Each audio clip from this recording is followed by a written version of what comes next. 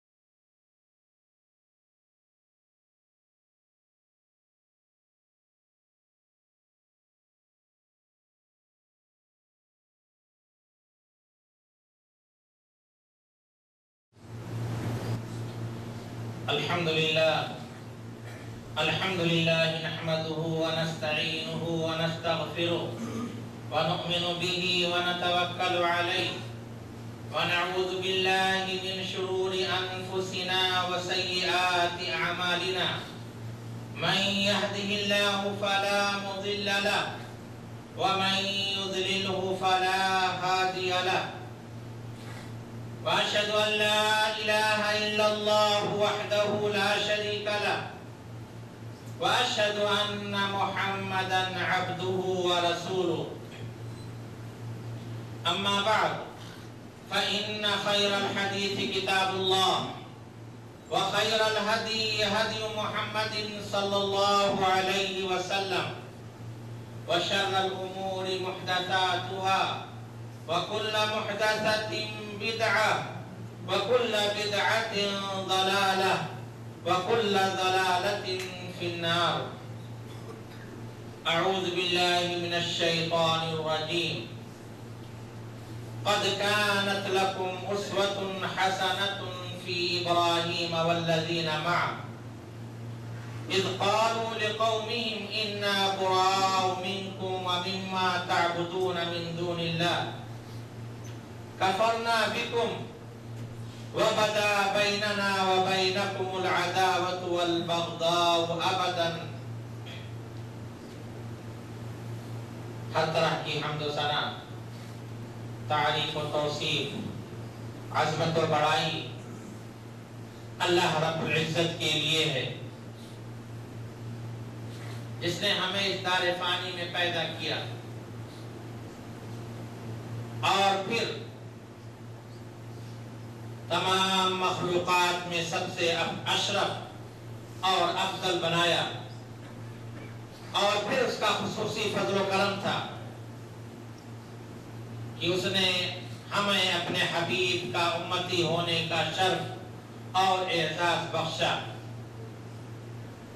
بے شمار درود و سلام نازل ہو امام الانبیاء، شفیع المذنبین، رحمت للعالمین صلی اللہ علیہ وسلم پر، جن کے ذریعے اللہ تبارک و تعالیٰ کا پیغام ہم تک پہنچا۔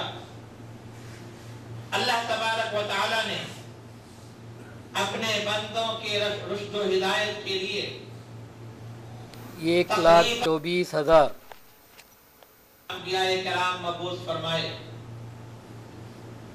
اور ان میں سے تقریباً 315 رسول اور پیغمبر تھے، اور پھر ان میں سے 5 رسول ایسے تھے جنہیں اولو العزم من الرسل کہا جاتا ہے، یعنی نہایت ہی عزم و حوصلے والے، اور وہ حضرت نوح علیہ السلام، حضرت ابراہیم علیہ السلام، حضرت موسیٰ علیہ السلام، حضرت عیسیٰ علیہ السلام، اور آخری نبی حضرت محمد صلی اللہ علیہ وسلم ہیں۔ پھر ان اولو العزم پیغمبروں میں سے 2 پیغمبر ایسے ہیں کہ جن کی زندگی کو ہمارے لیے اسوہ اور نمونہ قرار دیا گیا ہے. ایک امام الانبیاء حضرت محمد صلی اللہ علیہ وسلم کی زندگی اللہ تبارک و تعالیٰ فرماتا ہے لَقَدْ كَانَ لَكُمْ فِي رَسُولِ اللَّهِ أُسْوَةٌ حَسَنَةٌ، تحقیق کی تمہارے لیے رسول اللہ صلی اللہ علیہ وسلم کی زندگی میں اسوہ اور نمونہ ہے، بہترین نمونہ ہے. اور دوسرے جد الانبیاء، موحد اعظم، معمار کعبہ، خلیل اللہ حضرت ابراہیم علیہ السلام کی زندگی کو ہمارے لیے نمونہ قرار دیا گیا. اللہ تبارک و تعالیٰ فرماتا ہے قد كانت لكم اسوة حسنة في ابراہیم والذین معه، کہ تحقیق کہ تمہارے لیے حضرت ابراہیم علیہ السلام اور ان کے ساتھ ایمان لانے والوں کی زندگی میں تمہارے لیے بہترین نمونہ ہے. پھر حضرت ابراہیم علیہ السلام کی خصوصیت بھی ہے کہ رسول اللہ صلی اللہ علیہ وسلم کو آپ کی ملت کی اتباع کا حکم دیا گیا ہے. اللہ تبارک و تعالیٰ فرماتا ہے ثم اوحینا الیک ان اتبع ملت ابراہیم حنیفا، کہ پھر ہم نے آپ کی طرف یہ وحی کی کہ آپ ملت ابراہیمی کی اتباع اور پیروی کریں. آئندہ چند دنوں میں مسلمان جو دو بڑی عبادتیں کرنے والے ہیں، ایک حج اور دوسرا قربانی، یہ دونوں عبادتیں بھی حضرت ابراہیم علیہ السلام کی یادگار ہیں. انہیں کی ادا کی ہوئی عبادتوں کو دہرانے کا نام حج اور قربانی ہے. سوال یہ ہے کہ آخر حضرت ابراہیم علیہ السلام نے ایسا کیا کارنامہ انجام دیا،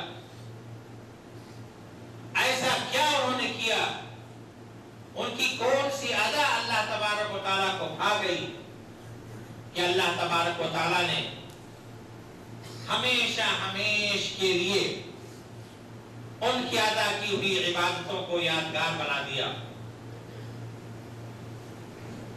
آئیے ان کی زندگی کے چند گوشوں پر روشنی ڈالتے ہیں. آپ کی زندگی، پوری زندگی امتحان و آزمائش، صبر و ابتلا، تسلیم و رضا، ایثار و قربانی سے بھری ہوئی ہے. آپ نے اپنی پوری زندگی سے اس بات کا ثبوت دیا کہ اللہ تبارک و تعالیٰ کی رضا اور خوشنودی کے سامنے، اس کے مقابلے میں حضرت ابراہیم علیہ السلام کو کوئی چیز عزیز نہیں. ان کی زندگی کا کوئی مرحلہ، کوئی گوشہ، کوئی دور قربانی سے خالی نہیں. آپ آج سے تقریباً 4000 سال پہلے عراق کے مشہور شہر ار میں پیدا ہوئے، جہاں یہ شہر اس زمانے میں دنیاوی اعتبار سے تجارتی اور صنعتی مرکز تھا، وہیں دینی اعتبار سے شرک اور بت پرستی کا بھی مرکز تھا. جس دور میں آپ نے آنکھیں کھولی، اس وقت پوری دنیا شرک و بدعت میں مبتلا تھی.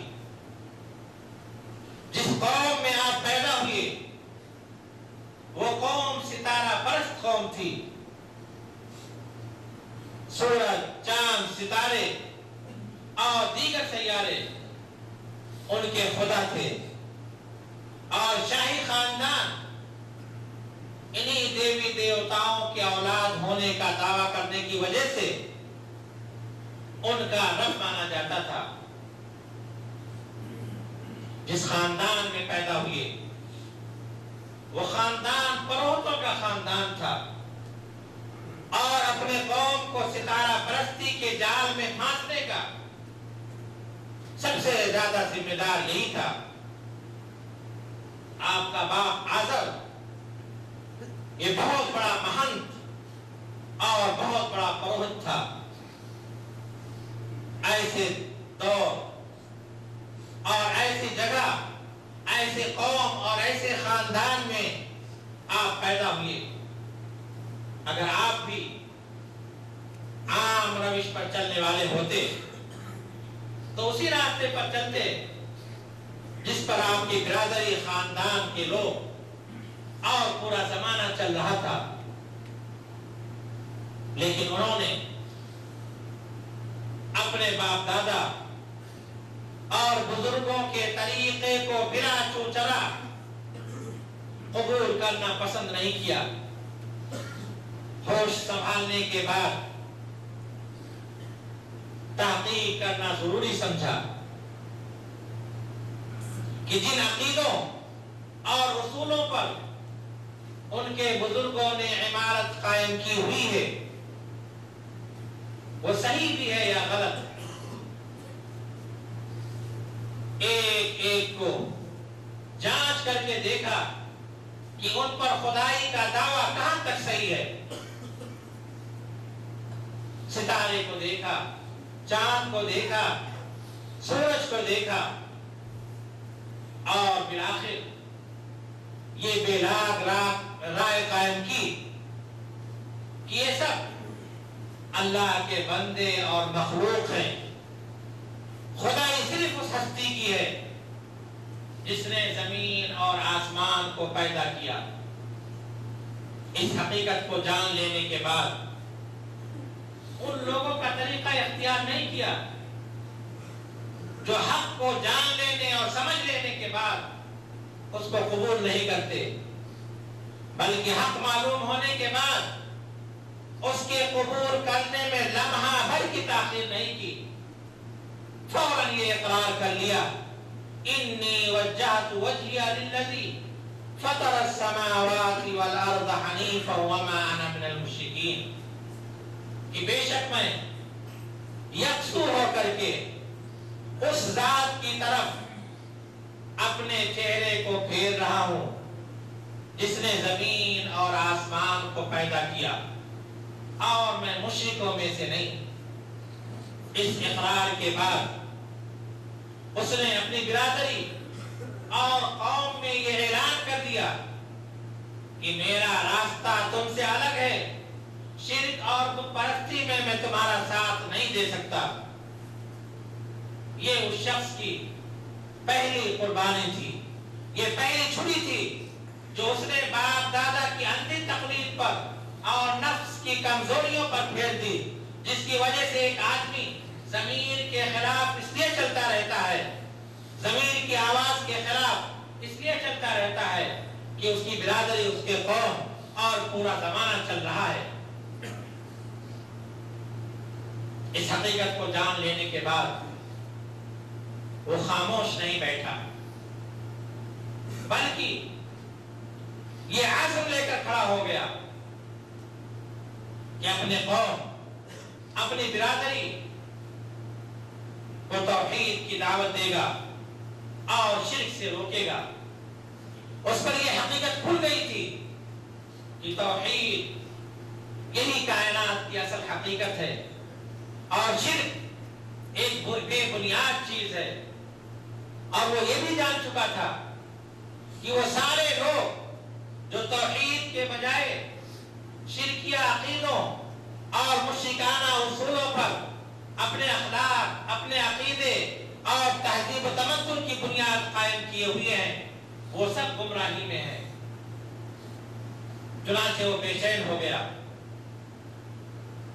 اور اسے یہ معلوم بھی تھا کہ وہ اس اعلانیہ تبلیغ کے نتیجے میں فروغت کی گدی سے محروم ہو جائے گا. اسے یہ بھی پتا تھا کہ اس کا خاندان اگر قومی مذہب سے پھر گیا تو وہ ساری وجاہتیں، ساری آسائشیں جو اسے ملک میں حاصل تھی وہ سب چھن جائیں گی. اسے یہ بھی پتا تھا کہ اس تبلیغ کی وجہ سے پورے قوم کا غم و غصہ اس کے اوپر بھڑک اٹھے گا. وہ اس بات سے بھی بے خبر نہیں تھا کہ اس تبلیغ کی وجہ سے حکومت کے عتاب میں آ جائے گا، اس لیے کہ حکومت کی بنیاد ہی، شاہی خاندان کی بنیاد یہ عقیدہ تھا کہ وہ دیوی دیوتاؤں کی اولاد ہے، اور عقیدہ توحید سراسر اس سے ٹکرا رہی تھی۔ ان تمام چیزوں کے جاننے کے باوجود وہ ایک عزم لے کر کے کھڑا ہوا اور اپنے باپ کو، اپنی برادری کو، اپنے خاندان کو، اپنے قوم کو، یہاں تک کہ بادشاہ وقت کو بھی شرک سے باز آنے اور عقیدہ توحید قبول کرنے کی دعوت دی۔ اس نے تبلیغی مشن کا آغاز اپنے گھر سے کیا، اپنے باپ کو دعوت فکر دیتے ہوئے کہا، یا ابتی لم تعبد ما لا يسمع ولا يبصر ولا يغني عنك شيئا، اے میرے ابا جان، آپ ایسی چیزوں کی عبادت کیوں کر رہے ہیں جو نہ سن سکتے ہیں اور نہ دیکھ سکتے ہیں، ولا يغني عنك شيئا، اور نہ ہی آپ کے کچھ کام آ سکتے ہیں۔ یا ابتی لا تعبد الشیطان ان الشیطان کان للرحمن عصیا، اے میرے ابا جان، آپ شیطان کے بہکاوے میں نہ آئے، بے شک شیطان رحمان کا نافرمان ہے۔ یا ابتی انی اخاف ان یمسک عذاب من الرحمن فتکون للشیطان ولیا، اے میرے ابا جان، اگر آپ شیطان کے بہکاوے میں آ کر کے ان بے جان چیزوں کی عبادت کرتے رہے تو مجھے یہ ڈر ہے، خوف ہے کہ اللہ تبارک و تعالیٰ کے عذاب میں مبتلا ہو جائیں گے اور شیطان کے دوستوں میں سے ہو جائیں گے۔ اس وعظ و نصیحت کا ان کے باپ نے جو جواب دیا وہ بھی قرآن میں موجود ہے۔ باپ نے بڑے سخت اور کرخت لہجے میں کہا، اراغب انت عن آلیتی یا ابراہیم لئن تنتہی لارجمنک واہجرنی ملیا، اے ابراہیم، کیا تو میرے معبودوں سے پھرا ہوا ہے؟ لئن لم تنتہی لارجمنک، اگر تو اپنی حرکت سے باز نہ آیا تو میں تجھ کو سنسار کر دوں گا۔ واہجرنی ملیا، جا ایک مدت کے لیے مجھ سے الگ ہو جا، دور ہو جا، جدا ہو جا۔ باپ کا یہ جارحانہ طرز عمل بھی حضرت ابراہیم علیہ السلام کے پائے ثبات میں لغزش پیدا نہ کر سکا اور وہ اپنے مشن پر ڈٹے رہے۔ حضرت ابراہیم علیہ السلام کا دوسرا تصادم قوم سے ہوا۔ انہوں نے اپنے قوم کو شرک کی حقیقت سے آگاہ کرنا چاہا۔ چنانچہ ایک دن جب پوری قوم میلے میں باہر گئی ہوئی تھی، وہ سرکاری خانقاہ، سرکاری مندر میں گھس گئے اور تمام بڑے بت کو چھوڑ کر کے تمام بتوں کو ٹکڑے ٹکڑے کر دیا اور کڑھائی بڑے بت کے کندھے پہ رکھ دیا۔ قوم والے جب واپس آئے اور اپنے بتوں کی حقیقت دیکھی تو فوراً سمجھ گئے کہ یہ ابراہیم کا کیا کھرا ہے۔ چنانچہ حضرت ابراہیم علیہ السلام کو بلایا گیا اور ان سے پوچھا گیا، اَأَنْتَ فَعَلْتَ هَذَا بِآلِهَتِنَا یا ابراہیم، اے ابراہیم، کیا تو نے یہ ہمارے معبودوں کے ساتھ یہ حرکت کی ہے؟ قال بل فعله كبيرهم هذا فاسألوهم إن كانوا ينطقون، حضرت ابراہیم علیہ السلام نے جواب دیا کہ نہیں، بلکہ ان کے بڑے نے کیا ہے۔ فاسألوهم إن كانوا ينطقون، اگر یہ بول رہے ہوں تو ان سے پوچھ لو۔ قوم کے لوگوں نے جواب دیا، لقد علمت ما هؤلاء ينطقون، اے ابراہیم، تمہیں اچھی طرح سے معلوم ہے کہ یہ بولتے نہیں۔ حضرت ابراہیم علیہ السلام نے ان کے عقیدے پر کاری ضرب لگاتے ہوئے کہا، افتعبدون من دون اللہ ما لا ينفعكم شيئا ولا يضركم اف لكم ولما تعبدون من دون اللہ افلا تعقلون، کیا تم ایسی چیزوں کی عبادت کرتے ہو کہ جو نہ تمہیں نفع پہنچا سکتے ہیں نہ نقصان پہنچا سکتے ہیں؟ اف لکم، تمہیں اور تمہارے معبودوں پر افسوس، افلا تعقلون، کیا تمہیں ذرا بھی سوچ بوجھ نہیں؟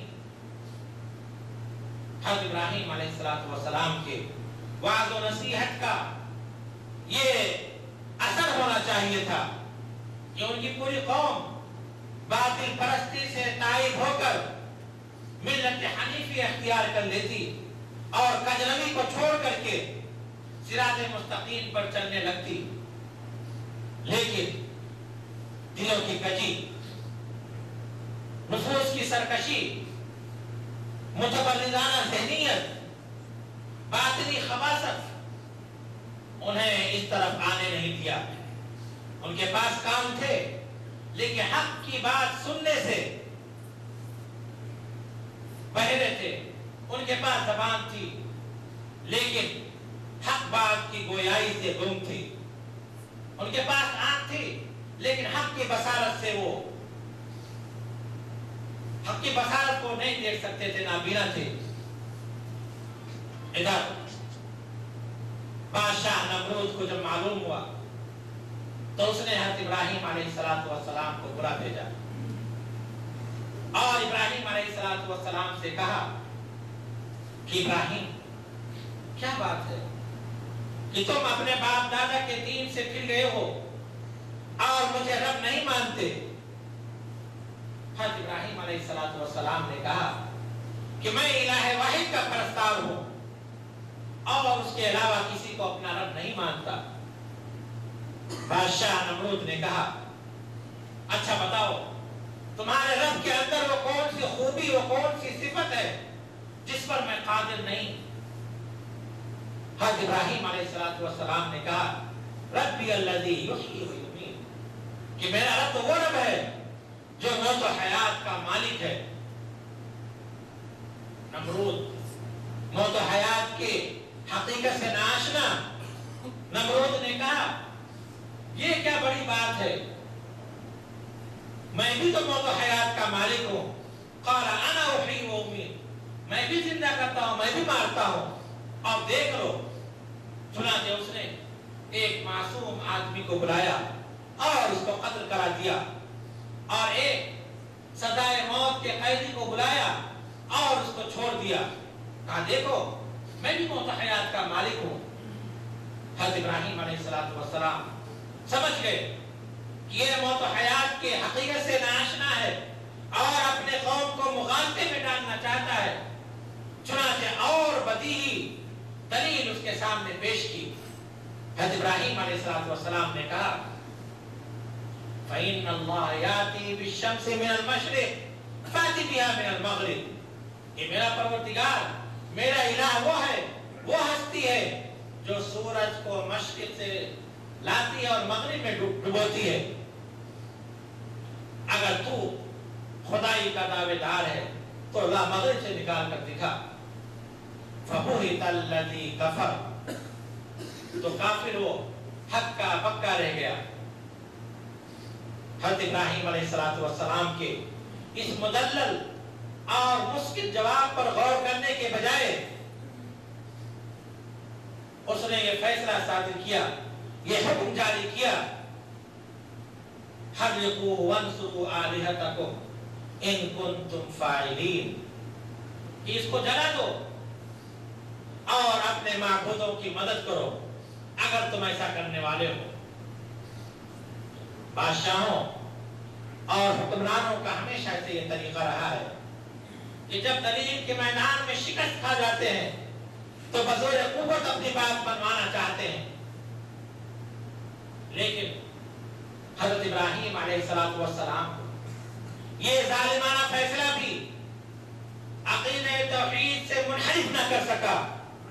پہاڑ کی بلندی اور استقامت لیے ہوئے اپنے عقیدے پر ڈٹے اور جمے رہے۔ وہ ایک تنہا موحد جس کے پاس کوئی لاؤ لشکر نہیں، کوئی جماعت نہیں، کوئی قوت نہیں، کوئی وسائل حرب و ضرب نہیں، تنہا پوری مشرک قوم پر بھاری ثابت ہوا اور جس قدر اس کی مخالفت کی گئی اتنے ہی وہ سرگرمی دکھانے لگا. پوری دنیا میں کوئی اس کا دوست نہیں تھا, سب دشمن ہی دشمن تھے, لیکن اس کے باوجود اس کی زبان دعوت توحید پیش کرنے سے خاموش نہیں ہوئی. بالآخر یہ فیصلہ کیا گیا کہ حضرت ابراہیم علیہ السلام کو آگ میں زندہ آگ میں ڈال دیا جائے. اس ہولناک فیصلے کا خوف بھی حضرت ابراہیم علیہ السلام کو حق کو حق اور باطل کو باطل کہنے سے نہ روک سکا. چنانچہ آگ میں ڈالے گئے اور یہ حضرت ابراہیم علیہ السلام کی دوسری بڑی قربانی تھی. حضرت ابراہیم علیہ السلام آگ میں ڈالے گئے, لیکن موت و حیات کے حقیقی مالک نے یہ فیصلہ صادر کیا, یا نار کونی بردا و سلاما علی ابراہیم, اے آگ تو ٹھنڈی اور سلامتی والی ہو جائے ابراہیم کے لیے. یعنی صرف ٹھنڈی نہیں کہ انہیں تکلیف پہنچے, بلکہ سلامتی والی ہو جائے. چنانچہ حضرت ابراہیم علیہ السلام آگ سے مامون اور محفوظ ہو کر نکل آئے. اس قوم کی بدنصیبی دیکھیے کہ اتنا بڑا معجزہ دیکھنے کے باوجود کوئی ایک آدمی بھی آپ پر ایمان نہیں لایا. چنانچہ حضرت ابراہیم علیہ السلام اپنے قوم سے مایوس ہو گئے اور انہوں نے جلا وطنی کی زندگی اختیار کی.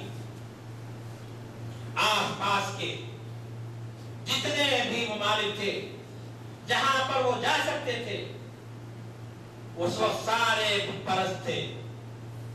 کوئی چھوٹی سی برادری, چھوٹی سی سوسائٹی بھی ایسی نہیں تھی جو توحید کی قائل ہو اور جہاں جا کر کے وہ پناہ لے سکے.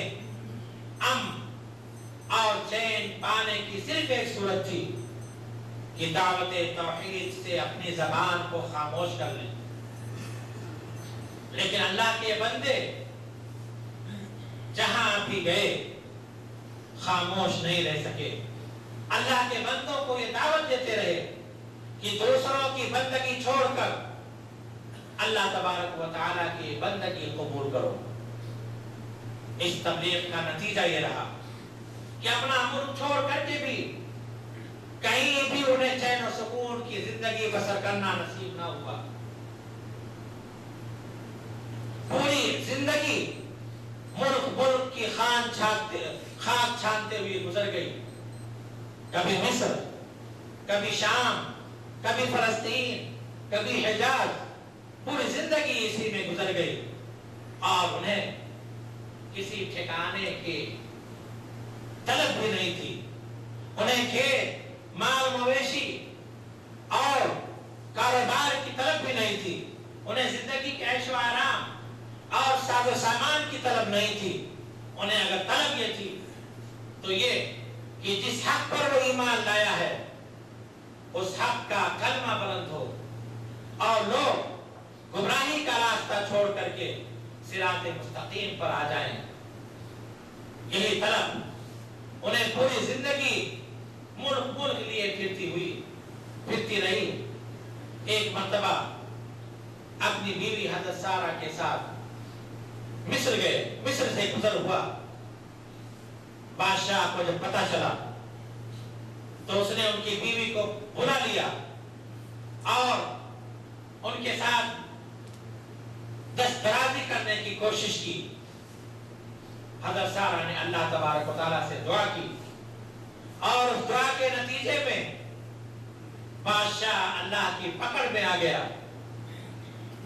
بادشاہ کو یقین ہو گیا کہ یہ کوئی اللہ کی خاص بندی ہے. چنانچہ وہ اپنے حرکت سے تائب ہوا. اس نے توبہ کی اور اپنی بیٹی حضرت ہاجرہ کو ان کی خدمت کے لیے دے دیا. حضرت سارہ نے حضرت ہاجرہ کا نکاح حضرت ابراہیم علیہ السلام سے کر دیا. پھر اسی خانہ بدوشی اور بے سر و سامانی کے عالم میں جب عمر تمام ہونے کو پہنچی تو اللہ تبارک و تعالیٰ نے انہیں ایک بیٹا عطا کیا. حضرت سارہ ابھی تک کے لاولد تھی، چنانچہ دونوں بیویوں کا اکٹھا رہنا ممکن نہ رہا. اللہ تبارک و تعالیٰ کے طرف سے ایک اور آزمائش آئی اور یہ حکم ہوا کہ ابراہیم تم اپنی بیوی ہاجرہ اور اس چیرخوار بچے کو لے جا کر کے اور خشک پہاڑیوں کے بیچ میں بے آب و گیا میدان میں جہاں نہ آدم زاد وہاں لے جا کر کے چھوڑاؤ.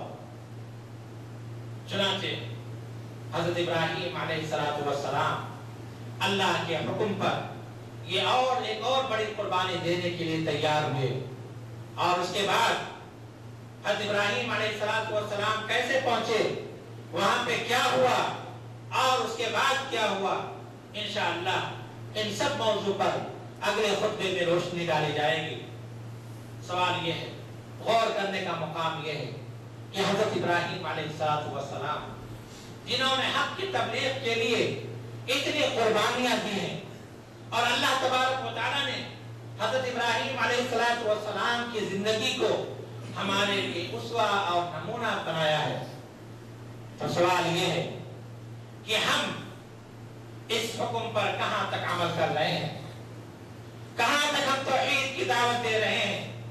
اوروں کو چھوڑیے، اپنے معاشرے میں، اپنے مسلم معاشرے میں جو شرک و بدعت، جو گمراہی، جو عقیدے کی خرابی، جو اوہام و خرافات پائے جا رہے ہیں، ان کو دور کرنے کے لیے ہم کہاں تک کوشش کر رہے ہیں. حال یہ ہے کہ آج ہمارا حال یہ ہے کہ حق بات کہنے کی، حق بات کی دعوت دینے کی بات ہو، حق کی طرف بلانے کی بات ہو، حق کے لیے جد و جہد کرنے کی بات ہو، حق کے لیے کشمکش کرنے کی بات ہو، تو ہمارے پاس دسیوں بہانے ہیں. ہم دنیاوی اغراض و مقاصد کو دیکھنے لگتے ہیں. اکثریتی فرقے کا خوف ہمارے دامنگیر ہوتا ہے.